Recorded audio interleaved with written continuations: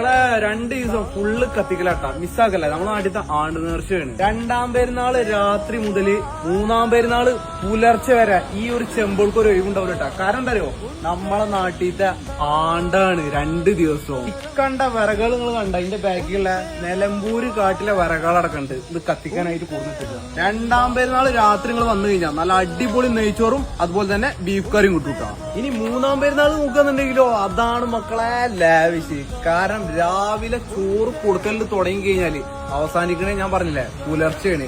കഴിക്കേണ്ടവർക്ക് കഴിക്കാം, കൊണ്ടുപോകണവർക്ക് കൊണ്ടുപോവാ. അത് നല്ല അടിപൊളി നെയ്ച്ചോറും അതുപോലെ തന്നെ മട്ടനും കേട്ടാ. കണ്ട ആളുകൾ നിങ്ങൾ കണ്ട അതൊക്കെ അതിന് വേണ്ടി തയ്യാറാക്കിയാട്ടാ.